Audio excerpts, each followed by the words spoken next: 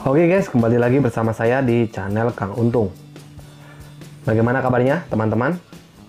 Semoga kalian sehat selalu dan dimurahkan rezekinya oleh Allah Subhanahu wa Ta'ala. Di channel inilah Anda bisa menemukan kumpulan aplikasi-aplikasi pinjaman online terbaru, entah itu aplikasi yang legal maupun yang ilegal. Nah, di sini saya tidak akan membahas mengenai aplikasi pinjaman online. Saya akan membahas mengenai DC pinjaman ya. Apakah ada DC di lapangan setelah Anda gagal bayar di aplikasi pinjaman online tersebut? Simak video ini sampai akhir agar nanti Anda tidak gagal paham bagaimana cara menghadapi DC pinjaman online yang akan datang ke rumah Anda. Nah, sebelum lanjut ke video ini, bagi teman-teman semua yang belum subscribe channel Kang Untung, silakan bisa subscribe terlebih dahulu agar tidak ketinggalan informasi terbaru lainnya dari channel ini. Saya akan mengadakan giveaway uang 300.000 bagi 3 orang pemenang jika video ini sudah tembus 500 like. Bagaimana cara ikut giveaway? Yang pertama, like video ini. Yang kedua, wajib subscribe channel Kang Untung. Yang ketiga, share video ini di WA maupun di media sosial kalian. Yang keempat, tulis pendapat positif tentang channel Kang Untung. Yang kelima, tinggalkan nomor HP Anda di kolom komentar. 3 orang pemenang akan saya undi jika video ini sudah tembus 500 like. Oke, di sini saya akan membahas mengenai aplikasi rupiah cepat ya. Aplikasi rupiah cepat ini sudah banyak orang menggunakan aplikasi ini. Sudah terbukti bahwa aplikasi pinjaman online ini memberikan pinjaman. Persyaratan hanya menggunakan KTP saja. Untuk limit pinjaman di sini juga sangat tinggi ya. Untuk limit pinjaman tertinggi sampai dengan 5 juta rupiah. Apakah ada DC di lapangan? Nah, aplikasi rupiah cepat sudah resmi dan sudah terdaftar di OJK, Otoritas Jasa Keuangan.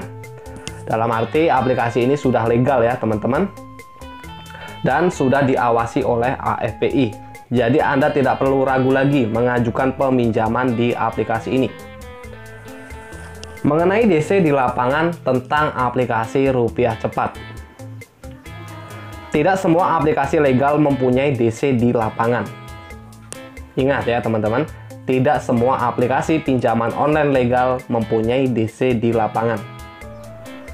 Terus bagaimana cara menghadapi DC pinjaman online yang ingin datang ke rumah Anda? Nah, jika pihak DC ingin datang ke rumah Anda, silakan saja. Kenapa saya suruh persilakan saja? Jika ingin datang, tanyakan surat penagihan. Ya, tanyakan surat penagihan terlebih dahulu ya. Jika dia tidak mempunyai surat penagihan ataupun pokoknya itu tadi ya, tanyakan surat penagihan. Jika tidak, jangan disuruh masuk.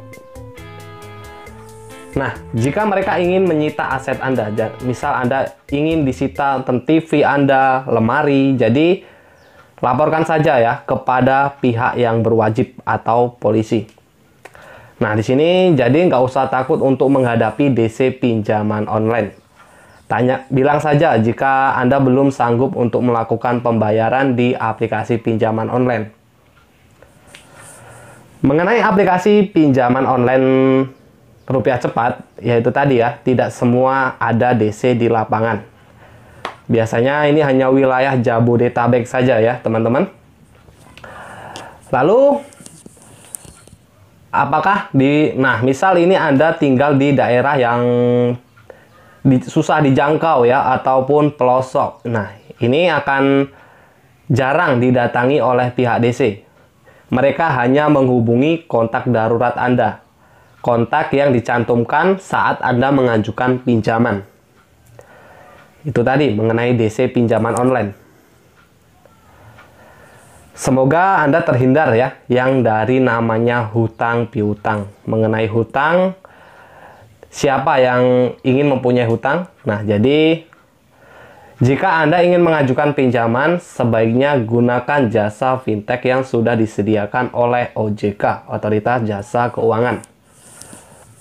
Koreksi terlebih dahulu, jangan asal mengajukan pinjaman.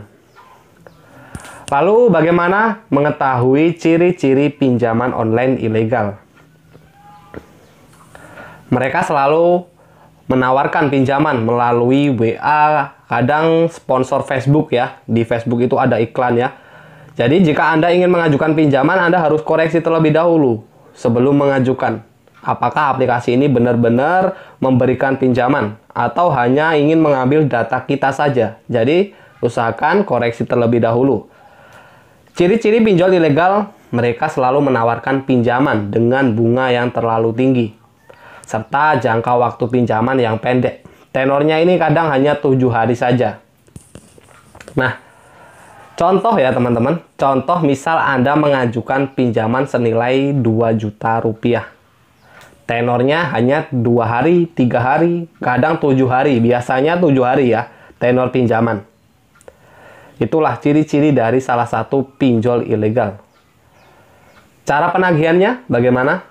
Nah, cara penagihan mereka hanya menghubungi kontak darurat Anda, kondar Anda ini akan dihubungi ya. Jika Anda mungkin tidak sanggup untuk melakukan pembayaran ataupun galbay, mereka hanya menyebar data Anda. Jadi usahakan ya, hindarilah yang namanya pinjol ilegal tersebut.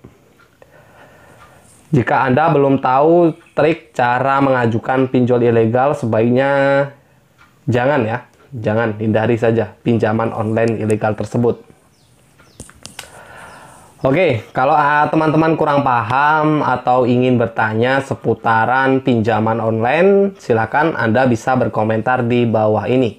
Dan mudah-mudahan saya bisa membantu pertanyaan dari teman-teman semua ya mengenai pinjaman online. Apakah ada DC di lapangan?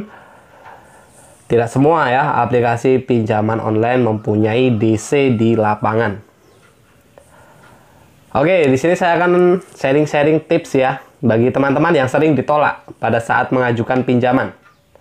Karena tidak semudah ya mengajukan pinjaman di tahun 2020-2021 ini ya. Banyak yang ditolak saat mengajukan pinjaman. Kenapa? Ini akan saya bahas kali ini ya. Mengenai kenapa pengajuan pinjaman selalu ditolak. Nah, jika Anda telat bayar di aplikasi pinjaman online, itu salah satu penyebab kenapa pengajuan Anda tidak berhasil. Jadi jangan gunakan data yang sudah pernah dibuat galbay, apalagi di aplikasi pinjaman online yang legal.